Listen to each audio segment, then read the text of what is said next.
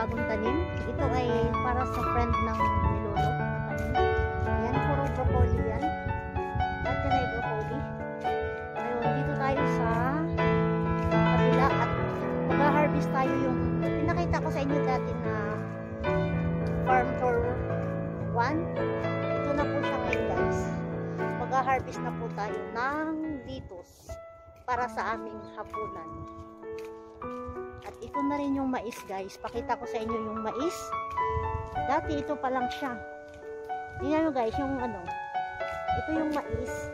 Noon, nung una ko siyang tinor, kayo dito, ganyan pa lang siya kaliit. Halos na yan. At saka itong mani, ganyan lang din siya kaliit. Pero ngayon malalaki na siya. Hindi magtagal, pwede na siyang harvest. Meron na rin siyang bunga yung ating mais.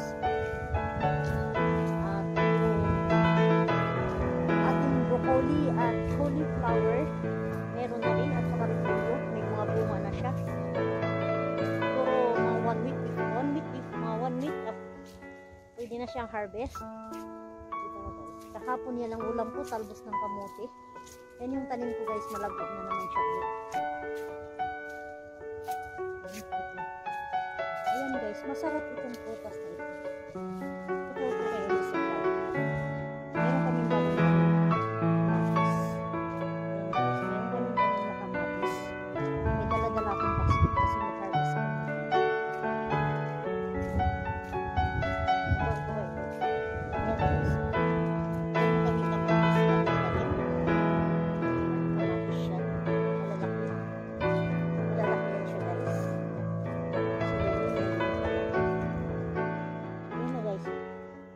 ko sa inyo, guys.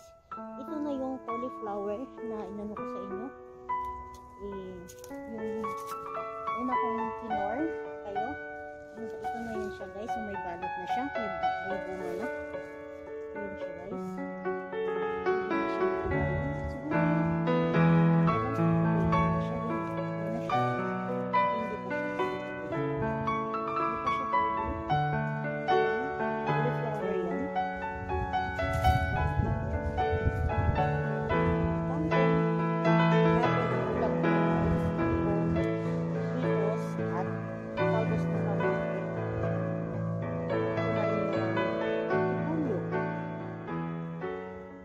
Repolyo namin, guys.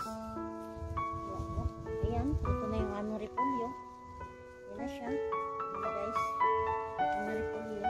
Ayan siya. Ayan, tapos yan, malaki na rin yung tinanim ni lolo na sibuyas dahon. Ayan, pwede na yung dahon. Ayan siya, guys. Ayan siya, diba? Masarap. Masarap siya kasi sariwa.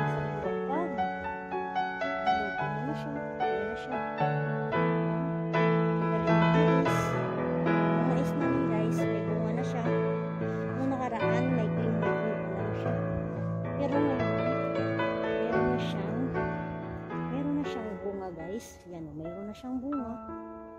Yan. Punta tayo sa kabila. Doon tayo sa kabila. Yan.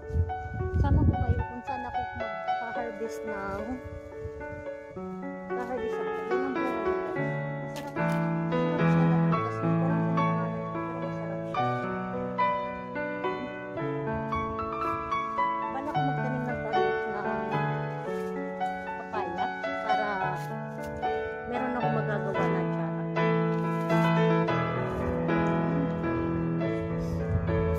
Doon tayo sa kabila. Doon tayo sa kabila po.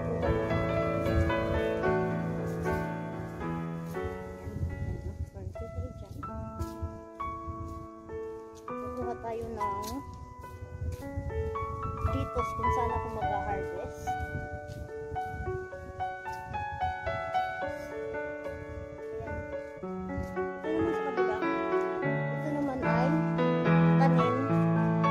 Patanim lang yata ito ng kapatid ni lolo kasi hindi niya na kaya magtanim.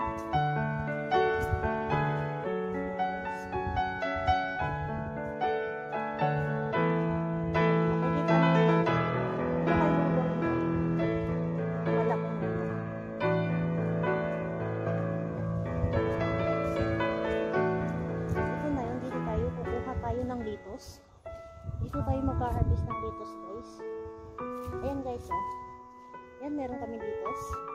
Ito naman ay cauliflower din siya. Tapos yun ay repolyo. Ayun, mag-harvest tayo ng lettuce guys.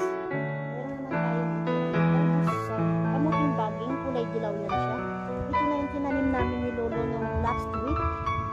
Malaki na siya, kita mo, bilis dito. Ayun, mag-harvest tayo ng lettuce.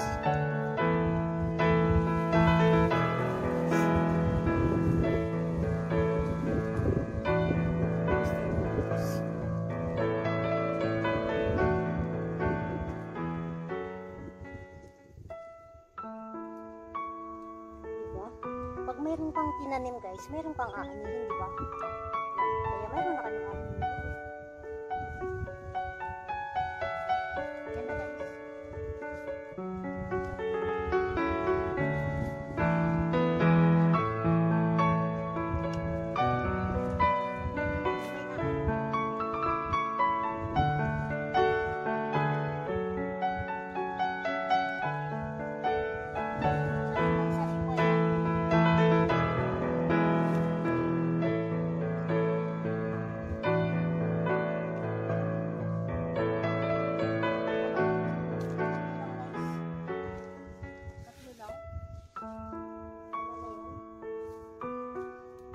Sakto na yung tatlo lang. Sobrang dami kasi. Masarap kasi siya pag ano, di ba? Masarap siya pagkaluto saka mo siya i-harvest. Para mas masarap. Ito kay Lolo pa rin. Ito kay Lolo.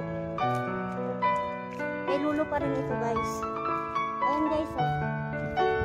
Broccoli yan, kay Lolo pa rin to.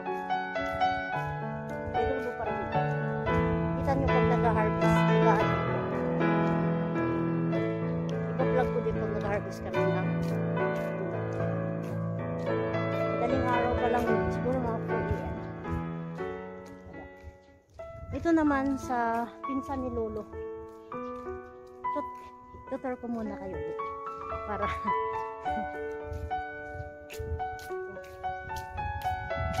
ayan, cauliflower. Ayun, kabila broccoli, cauliflower. Ayan, nakita mo yung may paso. Sa pinsan ni Lolo yan. Kahit saan kayo ikot guys. Yan, gulay. Gulay. Ito naman sa kaibigan ni Lolo. Makitang papaya. Papaya sana gusto. Sawa ka dito sa gulay. Pag winter, maraming nagbibigay ng gulay. Libreng-libre kami sa gulay. Minsan nga, yung mga kaibigan kong Pinoy, swerte sila, sagana sila, pinambibigyan ko lang. Lalo na pag nagdi-day off ako. Dadala ko ng gulay sa mga kaibigan ko.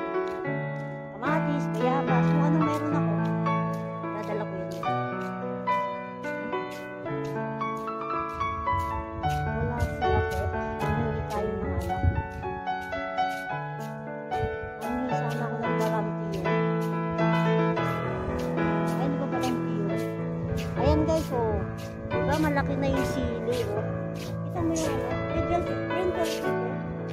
Malaki na ng green bell pepper. Yan. Sa kaibigan ni Lolo to. Isang matandang balo na rin. Hindi lang si Lolo nagtanim nito ko ngayon kasi hindi na niya kaya. Masakit na daw ang kanyang katawan.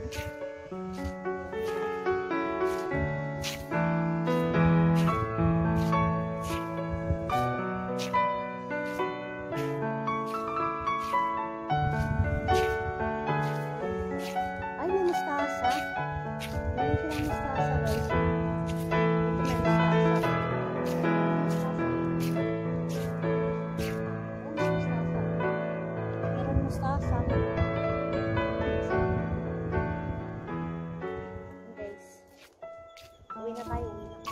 Kasi papunta na ako ng market.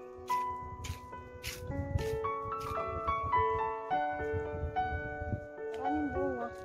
Masarap ang tinolang manok. At maraming dahon ng sili.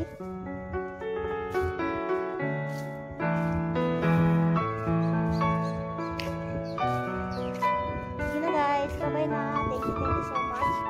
And don't forget to like and subscribe to my channel. subscribe. Please subscribe and click the notification bell para updated kayo sa aking mga videos. Thank you. Love you.